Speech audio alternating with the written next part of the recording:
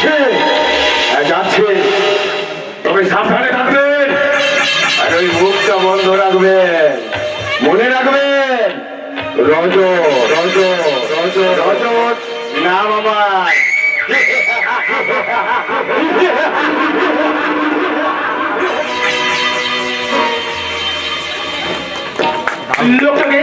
লোকটাকে আমার খুব চেনা চেনা লাগলো। কোথায় যেন এর আগে ওকে দেখেছি। তা ঠিক মনে পড়ছে না। এনিওয়ে, তুমি কি সত্যি সত্যি ঘুষ নেবে? আমি ঘুষ নেব। ওই রজত সামন্তের কাছ থেকে ঘুষ নিয়ে সেই টাকাগুলো আমি নিশ্চিতভাবে সাধারণ মানুষগুলোর মধ্যে বিলিয়ে দেবো। তেমনি রজত সামন্তের যেমন অর্থবল কমবে, তেমনি এই নিশ্চিতভাবে মানুষগুলোও বাঁচবে। Wonderful wonderful wonderful. সত্যি সত্যি তোমার বুদ্ধি আছে বলতে হবে। দাদাকে যখন বলবো না যে দাদা তোমার বৌমা কি ইন্টেলিজেন্ট দেখেছো, দাদা যে কি আনন্দ পাবে। বেশ তো, শুভঙ্কর দা যখন বলে গেছে, আমার বাবা আমাকে বলবে তুমি তোমার দাদাকে বলে রাজি করাও। আমার যে আর তর চলছে না। আমি আজই আমার দাদাকে গিয়ে বলবো।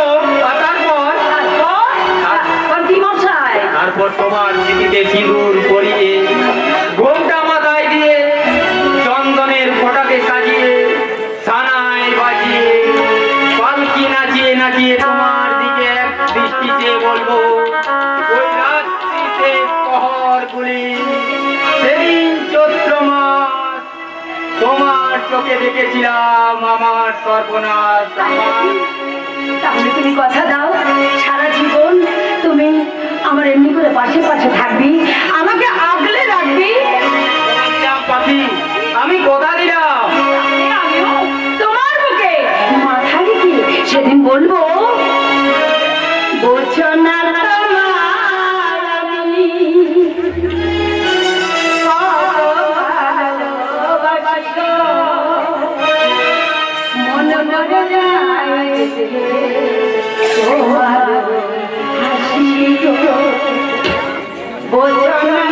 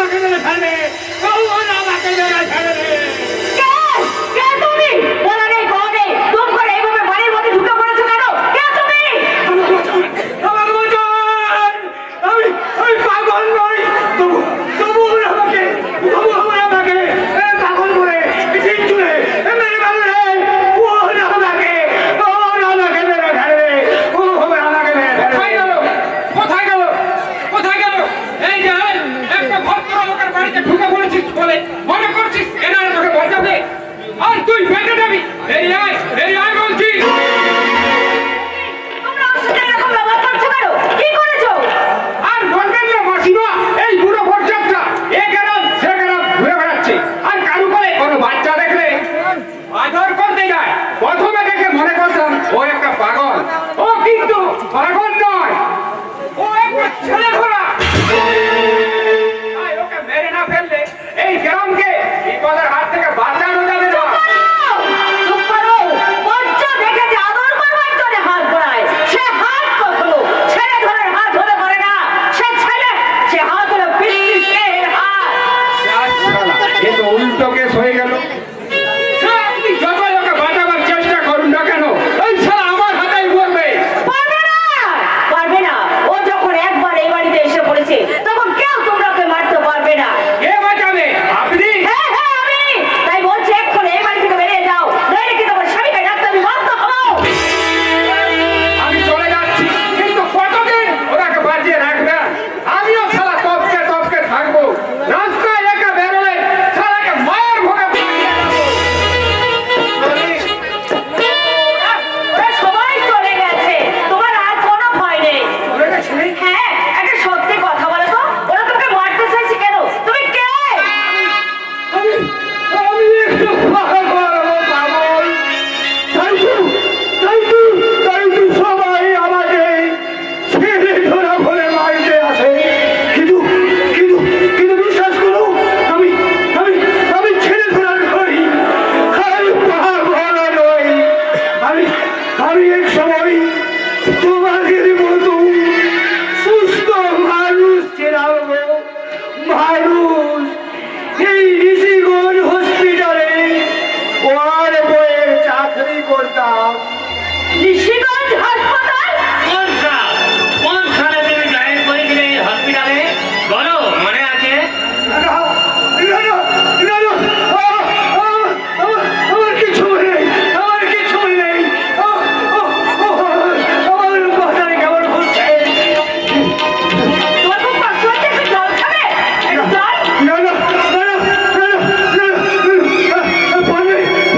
তোমরা আমাকে একটু ছেড়ে দাও। কারণ আমি যে আর এই দিকে দেহটাকে বয়ে বেড়াতে পারছি না।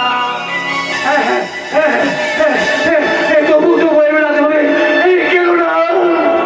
জন্ম মৃত্যু দিয়ে দিন বিধাতা নেই, মরবো বলে তো আর মরা যায় না। আজ থেকে 20 বছর আগে এই জন্যরা কেরল দিয়ে আত্মহত্যা করবো ভেবেছিল, কিন্তু পারেনি, জানে পারেনি। কি নাম বলে? চন্দ্রনাথ চ্যাটার্জি। নামটা আমার ভীষণ চেনা চেনা লাগছে। আচ্ছা আচ্ছা, আপনার স্ত্রীর নাম কি? পার্বতী চ্যাটার্জি। হ্যাঁ, আমি পার্বতী। কিন্তু তুমি এ কথা জানলে কি করে? বলো না, এ কথা তুমি জানলে কি করে? পারছি না, আমি কিছুতেই মনে করতে পারছি না। সব যেন আমার কেমন ঝাপসা হয়ে যাচ্ছে। সেই দিনটা ছিল অমাবস্যা রাত, মঙ্গলবার, সেই দিন- সারাদিন ধরে তৈমুর ঝড় বৃষ্টি হচ্ছিল। হ্যাঁ, হ্যাঁ, ওই দিনটা ছিল আমার জীবনের একটা চরম অভিশাপের দিন। সেই দিন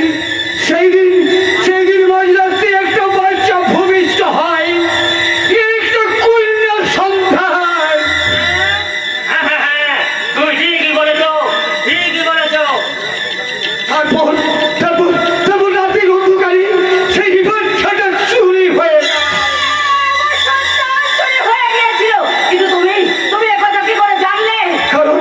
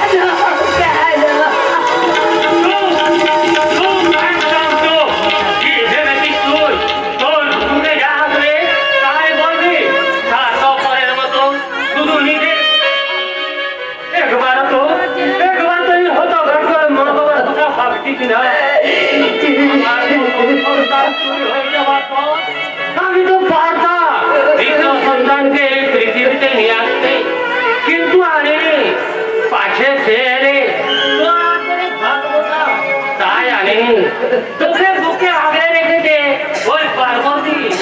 কাঁদিস না বাবা, কাঁদিস না।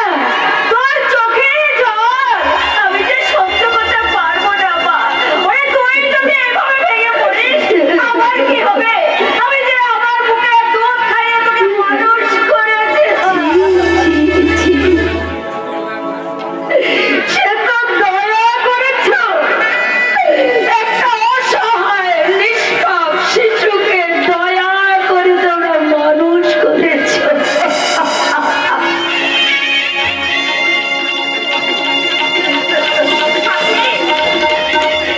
জি, জি, জি, জি। এতগুলো বছর ধরে তোমরা একটা সত্যকে এমনি করে লুকিয়ে রেখেছিলে। তুই বিশ্বাস কর মা।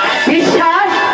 এতগুলো বছরের একটা বিশ্বাসকে নিমেষের মধ্যে অবিশ্বাসে পরিণত করে দিয়ে এখনো বলছো বিশ্বাস করতে। কি বিশ্বাস করবো বলো? আমি তোমাদের সন্তান নই, আমি একটা জানো, আমি জানো।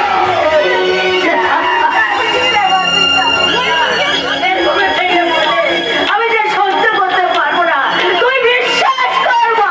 সেই ছোট থেকে আমি তোকে বুকে দুধ খেয়ে মানুষ করেছি। দোষ করেছো, দয়া করেছো, কৃপা করেছো। একটা নিষ্পাপ শিশুকে দয়া করে মানুষ করেছো। চুপ, একদম চুপ। কি ভেবেছিস তুই? তোর যা মুখে আসবে তাই বলবি। স্বার্থপরের মতো শুধু নিজের কথাই ভাবছিস। একবার তো এই হতভাগ্য বাবার কথা ভাবছিস না? আমার প্রথম সন্তান চুরি হয়ে যাওয়ার পর আমি তো পারতাম দ্বিতীয় সন্তানকে এই পৃথিবীতে নিয়ে আসতে, কিন্তু আমি পাশে ছেলে তোরা তোরে ভাগবো না, তাই আমি তোমরা বুকে আগলে রেখেছে ওই পার্বতী। এত ভাবছিস কেন ভাই? তুই ভাবছিস কেন? যে তোর কেউ নেই, আমি আছি, তোর বাবা আছে। আর আমি আছি। তুমি কে? কে তুমি? বলো, তোমার সঙ্গে আমার কি শেষ সম্পর্ক? বলো, তুমি বলো। আমি আমি তোকে নিজের মেয়ে বলে ভাবতে পারি না। তাহলে কি পেয়ে যাচ্ছে তুমি?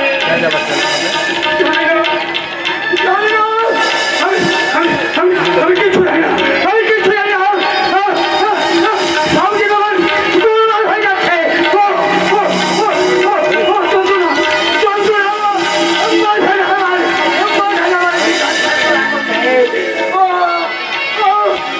ভগবান কি যন্ত্রণা, কি যন্ত্রণা। একে, ওগো, ওটাকে আর হারিয়ে ফেললো। দাও, দাও, তাড়াতাড়ি ডাক্তারকে খবর দাও। যেমন করে হোক এক্ষুনি ডাক্তার নিয়ে আসতে হবে। ওনাকে সুস্থ করে তুলতে হবে। কারণ ওনার কাছ থেকে আমার অনেক কথা জানার বাকি আছে। যাও বাবা, যাও, দাঁড়িয়ে থেকো না। শিগগির তুমি ডাক্তার ডেকে আনো, আমার অনেক কথা জানতে হবে। রাখছি, রাখছি, ডাক্তার রাখছি। তোর মতো আমার যে অনেক কিছু অজানা থেকে গেছে। জানতেই হবে, জানতেই হবে আমায়। রোগী ইতিহাসটা জানতেই হবে। এক পাশে আমার চোখের সামনে থাকলো অন্য এক ধরিত্রী পাখি কোন ডালে মাথা বেঁধেছে।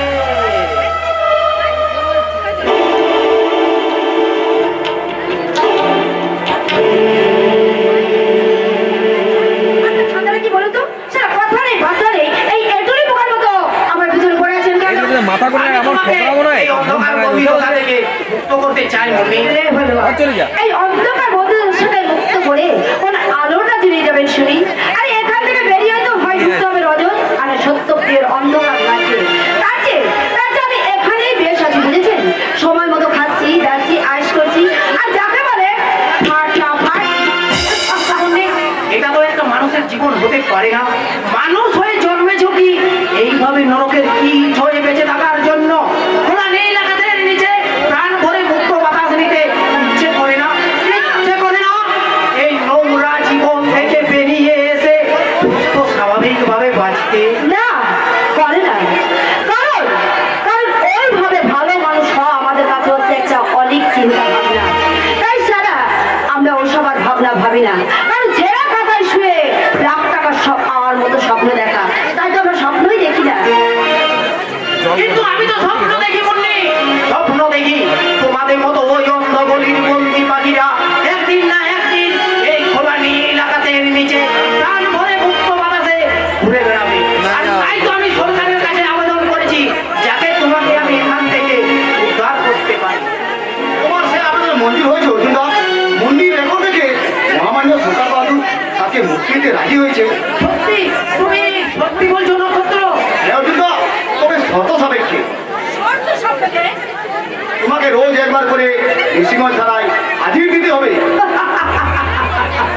তার মানে কুকুরকে বাড়ি থেকে রাস্তায় নিয়ে যাচ্ছেন ঠিকই, কিন্তু গলায় তার নকলেসটা বাঁধা, যাকে বলে তবু তো তোমাকে এই অন্ধকার বন্দি দশা থেকে মুক্ত করতে পারলাম।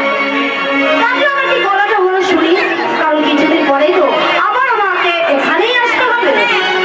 আমুনি, তোমাকে এখানে ভবিষ্যতে আর কোনোদিন ফিরে না আসার চেষ্টা করতে হবে।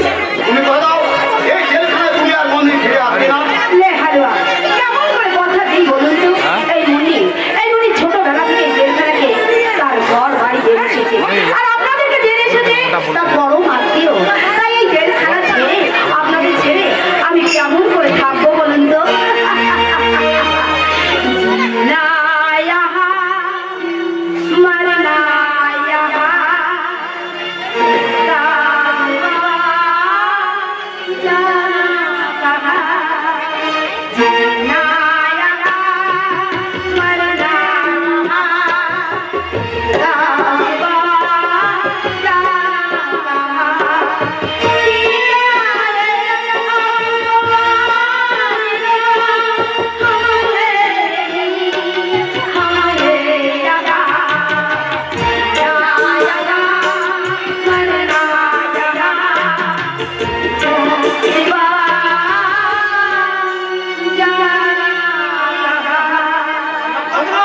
মুন্নিকে তাহলে আজই হ্যাঁ অর্জুনদা, মুন্নিকে আমরা আজকে ছেড়ে দেবো, তবে তার আগে কিছু ফরমালিটি আছে, সেগুলো সেরে নিই। মুন্নি, তুমি আমার সঙ্গে অফিসে এসো। তুমি এসো অর্জুনদা। আপনার উদ্দেশ্যটা কি এবার আমাকে বলবেন? উদ্দেশ্য আমার একটাই, ওই সম্পত্তি আর রজতের বিরুদ্ধে উপযুক্ত প্রমাণ সংগ্রহ করা, যাতে ওদের এই তৈরি করা অন্ধকার জগৎ থেকে আমি এই ঋষিগঞ্জের গ্রামবাসীকে উদ্ধার করতে পারি। আর এই কাজে আমার প্রধান সহায় হবে তুমি। মানে ওই তুলুপের চাষ?